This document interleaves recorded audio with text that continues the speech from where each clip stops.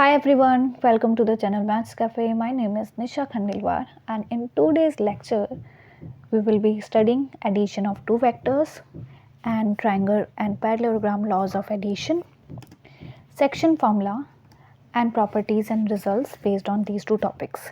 This is the second lecture of this chapter. अगर आपने first lecture नहीं किया है तो पहले आप उसे कर लीजिए, उसकी वीडियो देख लीजिए, फिर ये आप चैप्टर करेंगे, ये लेक्चर करेंगे तो और अच्छे से समझ में आएगा. Using these topics we will be covering exercise 10.2 also. So let us start. तो पहले पुराना रिवाइज कर लेते हैं जो भी अभी तक हमने किया है. In a vector we have done three major terms: the magnitude, the direction ratios and the direction cosine. So if we have a vector a is equal to a1 I cap plus a2 j cap plus a3 k cap. So what is the magnitude? Magnitude we have done its formula as a1 square plus a2 square plus a3 square.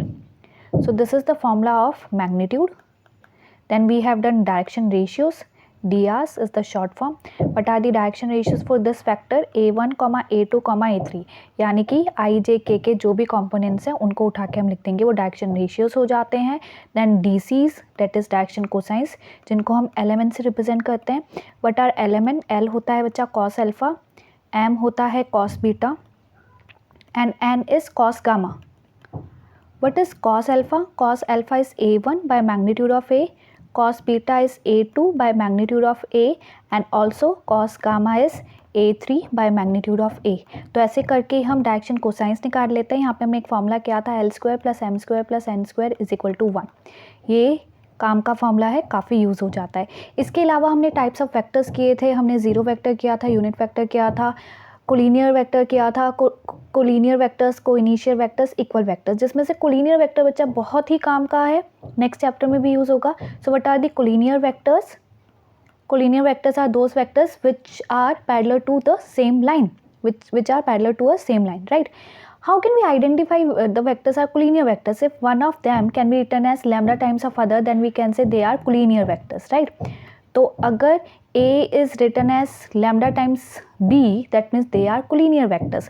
Also, their direction ratios will be proportional. That means A1 by B1 will be same as A2 by B2 will be same as A3 by B3. ठीक है, तो मान लो A के A1, A2, A3 direction ratios और B के B1, B2, B3 है, तो इनके डायरेक्शन रेशियोज प्रोपोर्शनल होंगे और तब हम इनको बोल पाएंगे कि कोलिनियर है. बच्चा ये जो साइन है ये डबल इम्प्लीकेशन का है. When we use double implication, अगर हम बोल रहे हैं A एंड B कोलिनियर है तो हम ये रिजल्ट बोल सकते हैं, और अगर कोई दो वेक्टर ये रिजल्ट सेटिस्फाई करता है तो हम ये बोल सकते हैं कि वो कोलिनियर वेक्टर है. तो डबल इम्प्लीकेशन मतलब from first we can imply the second one and from second we can imply the first one. ठीक है, ये सब कुछ हमने कर लिया, इसमें कुछ भी नया नहीं है. अब आज हम स्टार्ट करने वाले हैं एडिशन ऑफ टू वेक्टर्स. अच्छा, इसके अलावा हमने स्केलर भी किया था, scalar product, sorry multiplication of a vector with a scalar भी हमने किया था और वो भी बच्चा काम का है.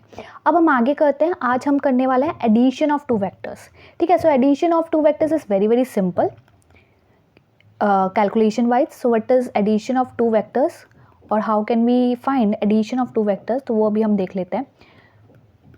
Consider they are two vectors a and b. a is a1 i cap plus a2 j cap plus a3 k cap and say b vector is b1 i cap, b2 j cap, b3 k cap.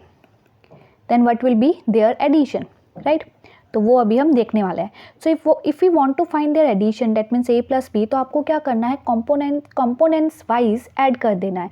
यानी कि i के components को add करना है, then j के components को add करना है and then k के components को आपको ऐड करना है. ठीक है, अगर यहाँ प्लस की जगह माइनस है तो there will be minus, there will be minus, there will be minus. तो ऐसे करके हम एडिशन या सब्ट्रैक्शन जो भी आपको फाइंड आउट करना है आप फाइंड आउट कर सकते हैं. ठीक है, so this is addition of two vectors और you can say subtraction of two vectors. Now there are some particular results. The first is that a plus B same as b plus a, यानी कि order का कोई role नहीं है. अगर आप add करते हैं a में भी ऐड करें या b में ऐड करें, वेक्टर्स में सेम ही रहता है. That is commutative property. Second is lambda of a plus B. Lambda क्या है बच्चा? स्केलर. स्केलर का जो मल्टीप्लिकेशन है विद द वेक्टर हमने ऑलरेडी कर लिया है, तो that is same as lambda a plus lambda b. अगर यहाँ माइनस है तो माइनस के लिए भी ये सेम है एंड इसको हम a प्लस माइनस है तो माइनस बी लैम्डा ऐसे भी लिख सकते हैं. यानी कि जो लैम्डा स्केलर है आप इसको आगे पीछे कहीं पे भी मल्टीप्लाई कर सकते हैं।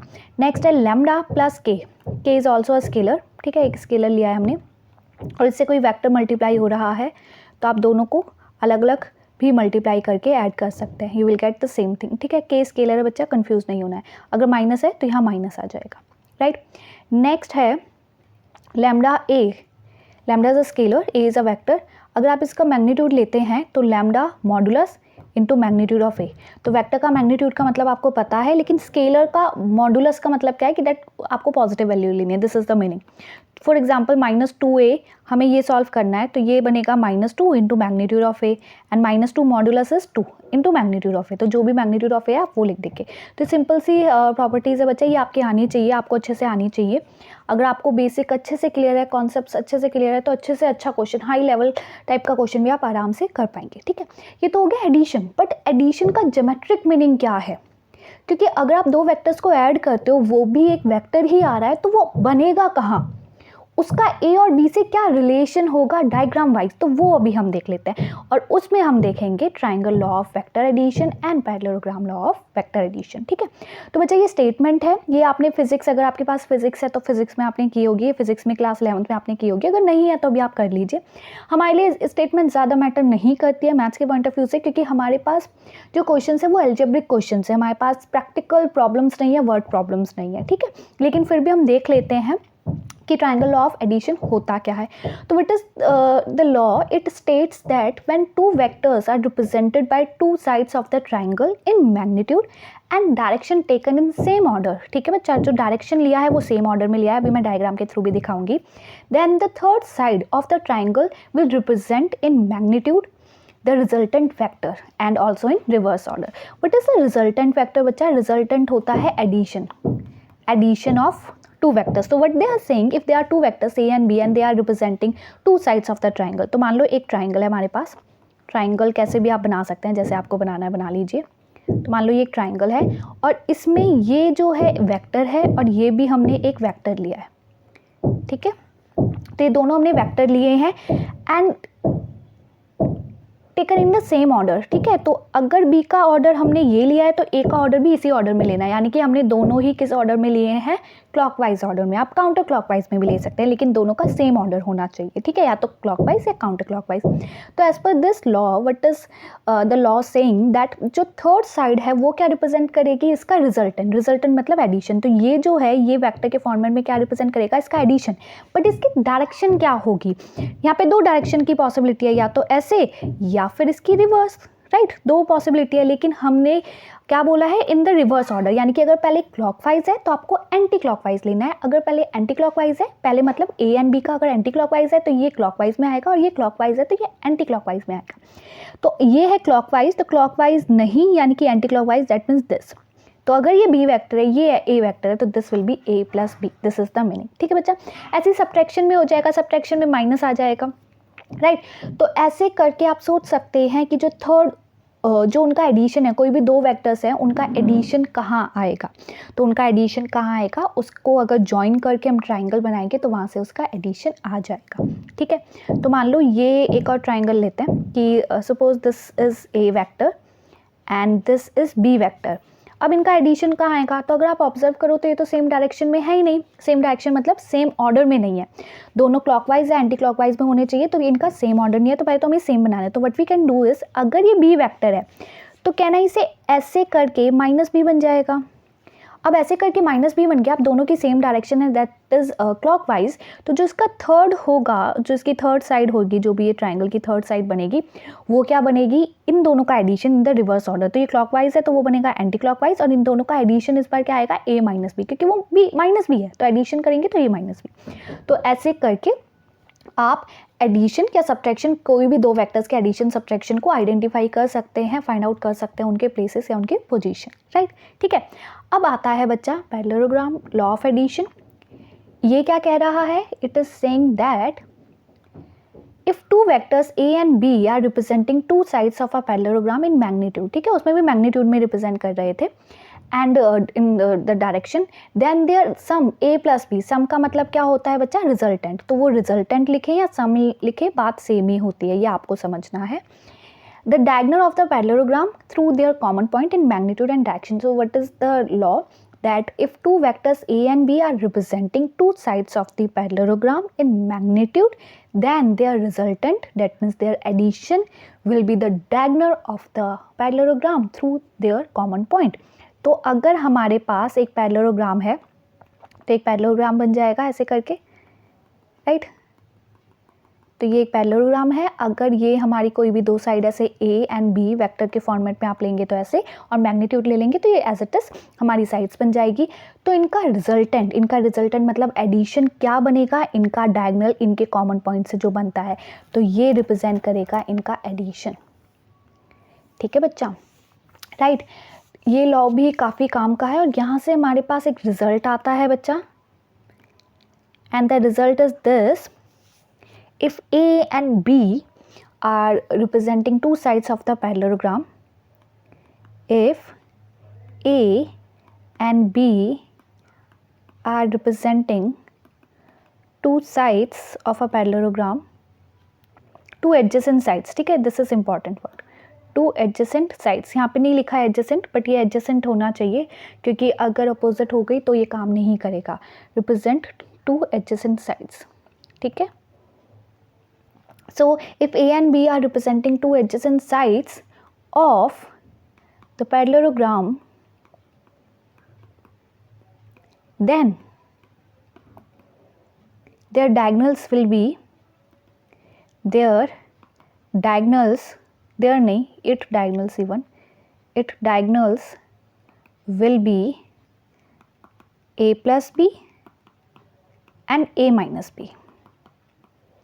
तो डायगनल्स क्या आएंगे बच्चा, A plus B and A minus B. इसको मैं थोड़ा सा एक्सप्लेन कर देती हूँ।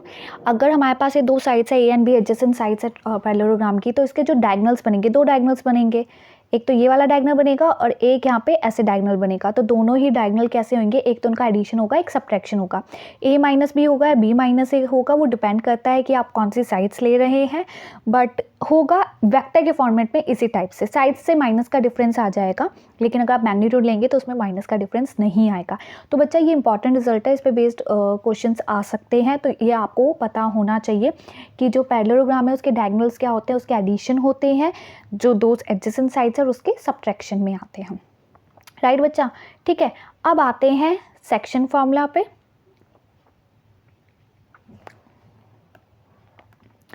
सो सेक्शन फॉर्मूला जो आपने पहले किया होगा उसी पे बेस्ड है, क्लास 11 में 3D में किया होगा, लेकिन यहाँ वेक्टर के फॉर्मेट में है। तो say there is a point P and there is a point Q।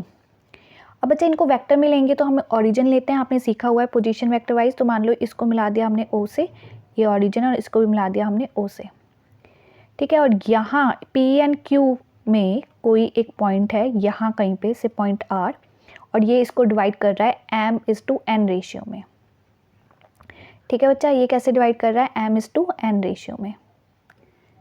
ये ले लिया P, ये ले लिया Q, और ये डिवाइड कर रहा है m/n रेशियो में, एंड इसको हमने इसको भी ज्वाइन कर दिया, यानी कि इसको भी पोजीशन, इसका भी पोजीशन वेक्टर हमने ले लिया। मान लो इसको ले लिया हमने P वेक्टर, इसको ले लिया हमने R वेक्टर, और इसको ले लिया हमने Q वेक्टर, ठीक है। ये जो सेक्शन फॉर्मूला है ये फर्स्ट केस है जिसको हम बोलते हैं इंटरनल डिवीज़न, या यू कैन से point R is dividing PQ internally, ठीक है। इंटरनल वे में ये कट कर रहा है क्योंकि ये उसके अंदर अवेलेबल है। तो what will be the R vector, तो जो सेक्शन फॉर्मूला होता है वही वेक्टर फॉर्म में लग जाएगा, MQ vector plus n times P vector divided by m plus n, right. अब देख लेते हैं सेकेंड केस। सेकेंड केस है बच्चा एक्सटर्नल डिवीज़न, यानी कि इस बार जो वेक्टर R है वो एक्सटर्नली डिवाइड करेगा P एंड Q को। तो say there is P, there is Q and there will be R, ठीक है। यहाँ पे R आ गया। तो जो R है उसका P से m डिस्टेंस है एंड Q से कितना डिस्टेंस है, n। ये ओरिजिन ले लिया, ये हो गया R वेक्टर, ये हो गया आपका P vector, and this is Q vector. तो in this case R vector will be MQ vector minus NP vector divided by m minus n। तो ये एक्सटर्नल डिवीज़न है, इंटरनल डिवीज़न है बच्चा। अगर कुछ नहीं बोला है तो हम इंटरनल डिवीज़न को प्रेफरेंस देते हैं, और अगर पर्टिकुलर बोला है इंटरनल डिवीज़न है या एक्सटर्नल डिवीज़न है तो आप उसके अकॉर्डिंग फॉर्मूला लगा लेंगे। इसका एक क्वेश्चन मैंने पिक किया है, वो हम करेंगे, उससे आपको और क्लियर हो जाएगा। मिड पॉइंट फॉर्मूला बच्चा इसी का पर्टिकुलर केस है। Mid point formula m and n will be 1 and 1, तो वो डायरेक्टली एडिशन डिवाइडेड बाय 2 हो जाएगा, तो वो मैंने पिक नहीं किया है, ठीक है। अभी कुछ क्वेश्चन देख लेते हैं। सो ये फर्स्ट क्वेश्चन लिया है, the question is find the unit vector in the direction of the vector a plus B where this and this. तो बच्चा हमें यूनिट वेक्टर निकालना है in the direction of a plus B. तो हमने सीखा था whenever we have to find unit vector in the direction of particular vector, तो जिसकी भी डायरेक्शन में आपको यूनिट वेक्टर निकालना है उसके मैग्नीट्यूड से उसको डिवाइड कर दो। बट इस बार हमें a प्लस बी की डायरेक्शन में निकालना है, राइट। तो हम कैसे करेंगे, सबसे पहले तो we will find a plus B, और उसको कंसिडर कर लेते हैं कोई vector r। So let r vector is a plus B and that will be what, that will be i cap plus k cap. ये आ गया हमारा r वेक्टर। सो अगर हमें r कैप मतलब r वेक्टर की डायरेक्शन में यूनिट वेक्टर निकालना है तो हम इसके मैग्नीट्यूड से डिवाइड कर देंगे। मैग्नीट्यूड आपको निकालना आता होगा बच्चा, मैग्नीट्यूड अगर आप निकालेंगे तो ये आ जाएगा √1 + 1 एंड दैट इज √2, राइट। तो इससे ये क्या आ गया, 1/√2 i cap plus 1/√2 j k cap. So this is the answer. Therefore required vector is 1/√2 i cap plus 1/√2 k cap is the final answer. This is 1 marker. Second पे आते हैं, find a vector in the direction of the vector which has magnitude 8 units. तो question को अच्छे से समझिए, question ने क्या बोला है, find a vector in the direction of this vector which has 8 units as magnitude. तो बच्चा अगर हमें इसे यूनिट वेक्टर में कन्वर्ट करना होता तो हम क्या करते, इसको इसके मैग्नीट्यूड से डिवाइड कर देते, तो अब ये यूनिट वेक्टर बन गया, यानी कि इसी की डायरेक्शन में बना है, लेकिन इसका मैग्नीट्यूड क्या बना है, 1। तो इसी की डायरेक्शन में इसका मैग्नीट्यूड 1 है, लेकिन हमें इसी की डायरेक्शन में किसका चाहिए, मैग्नीट्यूड 8 होना चाहिए। तो अगर आप इसको 8 से मल्टीप्लाई करोगे डायरेक्शन तो सेम ही रहेगी, ये हमने सीखा था। अगर आप पॉजिटिव लैम्डा से मल्टीप्लाई करते हैं, पॉजिटिव स्केलर से मल्टीप्लाई करते हैं तो डायरेक्शन सेम रहती है। डायरेक्शन सेम रहेगी क्योंकि इसका मैग्नीट्यूड 1 था, आप 8 से मल्टीप्लाई कर रहे हैं तो ऑटोमेटिकली 8 मैग्नीट्यूड बन जाएगा। तो आप समझ गए होंगे क्या करना है। तो अभी स्टार्ट करते हैं। क्वेश्चन को आप समझ के करेंगे बच्चा तो मैथ्स काफ़ी ईजी लगेगी, एंड डेफिनेटली अगर आपका टारगेट 95+ है तो क्वेश्चन को, कॉन्सेप्ट को अच्छे से क्लियर रखिए, फिर कोई भी क्वेश्चन मिक्स होकर आएगा आप इजीली कर पाएंगे। तो सबसे पहले इसको कुछ कंसिडर कर लेते हैं। Let vector a 5 i cap minus j cap plus 2 k cap. अब हम इसका मैग्नीट्यूड निकाल लेते हैं। तो what will be the magnitude, √25 + 1 + 4 that is √30. So therefore required vector, what will be the required vector, 8 times of 8 divided by magnitude of a, that will be 8 into 5 40/√30 i cap minus 8/√30 j cap plus 2/√30 k cap. So this will be the final answer, right? बाकी आपके ऊपर बच्चा आप कितनी practice करते हैं, जितने ज़्यादा क्वेश्चंस करेंगे उतना आपके लिए अच्छा रहेगा। This is a good question, ये काफ़ी अच्छा क्वेश्चन है। Show that the vector i + j + k is equally incline to the axis OX, OY and OZ।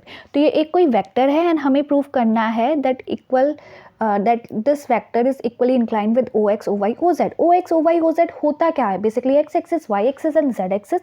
तो हमें प्रूव करना है कि जो वेक्टर है is making equal angles with OX, OY and OZ, यानी कि ये जो वेक्टर है इसका एंगल जो बन रहा है with X axis, Y axis and Z axis वो सब इक्वल बन रहा है।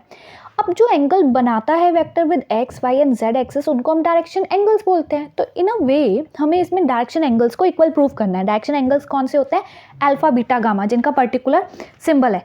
तो हमें प्रूव करना है कि अल्फा बीटा गामा सेम है। तो हमें अल्फा बीटा गामा तक पहुंचना है। अल्फा बीटा गामा तक हम कैसे पहुंच सकते हैं, using the direction cosines element से हम अल्फा बीटा गामा पे पहुंचेंगे और वो किसी तरीके से उनकी वैल्यूज लेके आएंगे। अगर वो इक्वल आ गए तो हमारा क्वेश्चन प्रूफ हो जाएगा। तो सबसे पहले इसको कंसिडर कर लेते हैं। Let R vector is i cap plus j cap plus k cap, right बच्चा। Can I find its magnitude, yes we can find its magnitude and what will be that, √1 + 1 + 1 that is √3। मैंने direct लिख लिया है, आप भी directly लिख पाएंगे अगर आपने अच्छे से प्रैक्टिस कर ली है तो। अब मैं इसके एलिमेंट फाइंड आउट कर रही हूँ। एल क्या होता है, cos alpha and what is that, 1/√3। M है cos beta and what is that, also 1/√3। And n is cos gamma and that is also 1/√3. तो यहाँ से I can say that L equal to M equal to N, right. तो ये तीनों equal है. अच्छा, हमें पता है हमारे पास एक फॉर्मूला होता है and the formula is that L square plus M square plus N square is equal to 1. अब ये तीनों इक्वल हैं तो हम तीनों को L से रिप्लेस कर देते हैं. इस फॉर्मूले की तो रिक्वायरमेंट है नहीं बच्चा, ये विदाउट फॉर्मूला हो जाएगा. So L, M and N यहाँ पे इक्वल आया है. That means cos alpha cos beta cos gamma are equal, and since cos alpha cos beta cos gamma are equal, that means alpha beta gamma are equal. And since alpha beta gamma are equal, this implies angles are equal. This implies R is equally inclined with axis, all the three axes, right? क्योंकि जो alpha beta gamma होते हैं वही angles होते हैं with X Y and Z axis. ठीक है, right. So this is a good question. Next पे आता है. ये सेक्शन फॉर्मूला बेस्ड क्वेश्चन है, डायरेक्ट फॉर्मूला बेस्ड है, इसमें ज़्यादा कुछ नहीं करना है. Find the position vector of a point R which divides the line joining these two points, these two vectors. This is P vector and this is Q vector respectively in the ratio 2:1. तो first part internal division है, उसके लिए formula क्या है, R vector is equal to 2:1 है. So 2 Q vector plus 1 times P vector upon 2 + 1, यही होता है फॉर्मूला. यहाँ पर P एंड Q है क्या, hair P vector is the first vector which is I cap plus 2j cap minus k cap, and the Q vector is the second minus I cap plus j cap plus k cap, right. तो अगर आप इसको diagram के according भी देखना चाहें तो diagram के अकॉर्डिंग भी देख सकते हैं.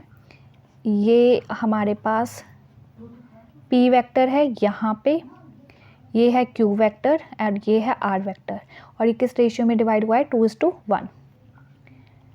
सो 2 twice of Q plus P upon 2 + 1. तो अब इसमें वैल्यूज पुट कर दीजिए.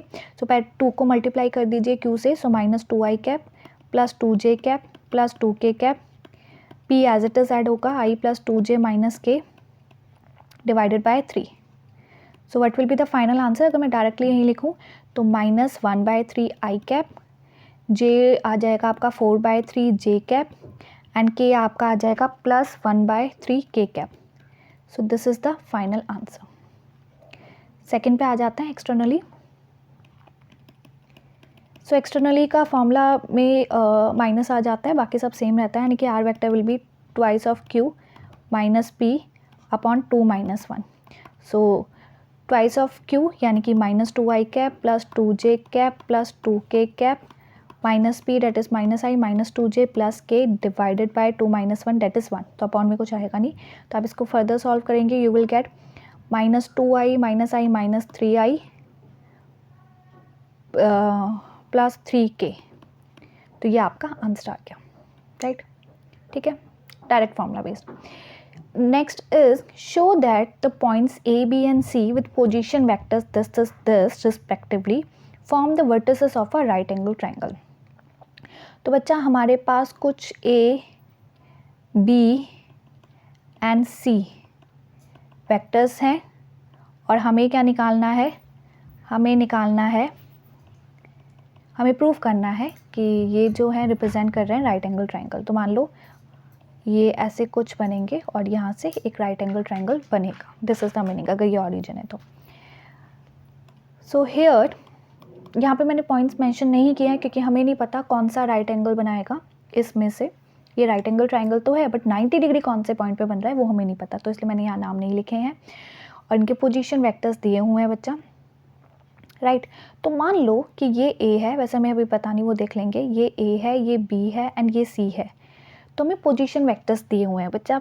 अगर हमें प्रूफ करना है कि राइट एंगल ट्रायंगल है तो उसके लिए हमें क्या करना है, हमारे पास AB वेक्टर होना चाहिए विद मैग्नीट्यूड, हमारे पास BC वेक्टर होना चाहिए विद मैग्नीट्यूड, हमारे पास AC वेक्टर होना चाहिए with magnitude.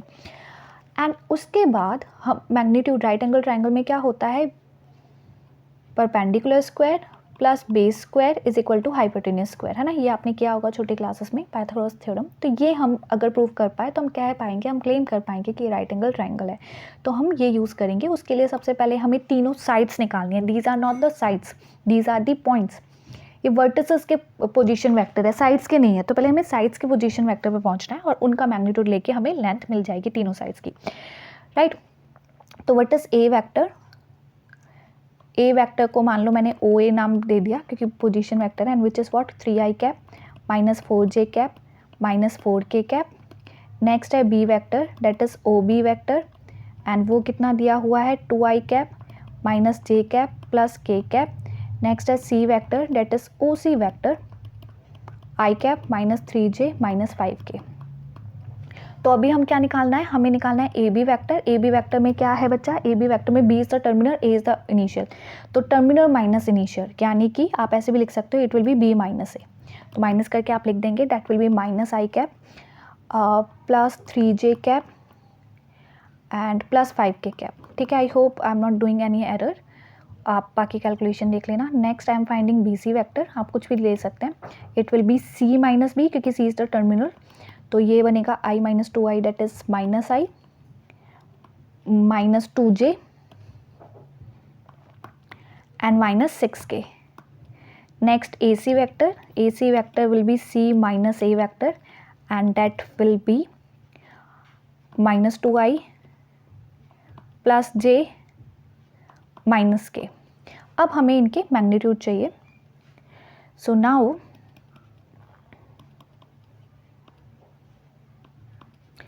There magnitudes, A B vector का मैग्नीट्यूड आएगा root of 1 plus 9 plus 25 and that will be root of 35। Next will be magnitude of the vector B C and that will be 1 plus 4 plus 36 that is root of 41 and next will be magnitude of A C vector and that will be 4 plus 1 plus 1 that is root of 6. तो yes, यहाँ से I can say that magnitude of AB square plus magnitude of AC square is equal to magnitude of BC square. So yes, ये right angle triangle बन गया है। और अगर आप यहाँ पे observe करें तो ये AB जो है वो है बेस एंड AC जो है वो है परपेंडिकुलर। तो पॉइंट्स जो हैं यहाँ पे हमने सही नहीं लिखे थे और वो हम पहले आइडिया भी नहीं लगा सकते कि कौन सा पॉइंट कहाँ आएगा। अब हमें पता लग गया है। वैसे इसका रोल है नहीं, but just for your knowledge I am telling you this thing that A पे ये राइट एंगल बन रहा है, तो ए यहाँ पे और बी यहाँ पे। ठीक है, तो हमने प्रूफ कर दिया है। So now we can say that yes this is a right angle triangle. So therefore A, B and C are the vertices of right angle triangle.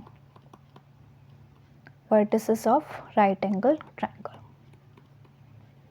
Right angled triangle.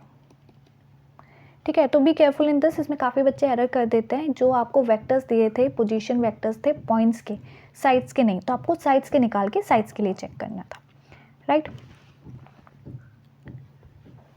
In the next lecture, we will be studying dot product, results of dot product and projection of a vector on another vector. This is the application of dot product. And using these topics, we will be covering exercise 10.3. And बच्चा 10.2 आपको practice करनी है। Each and every question you have to do. अगर आप वो complete exercise कर लेते हैं तो ये एक्सरसाइज और अच्छे से समझ में आएगी, right. We are not covering all the questions but we are covering varieties. जितनी भी डिफरेंट वेराइटी और डिफरेंट काइंड ऑफ क्वेश्चन है हम वो कवर कर रहे हैं, लेकिन हम एक क्वेश्चन एक एग्जाम्पल नहीं कर सकते, तो वो आपकी रिस्पॉन्सिबिलिटी है। तो do each and every question till point 2। Okay बच्चा, टेक केयर, बाय।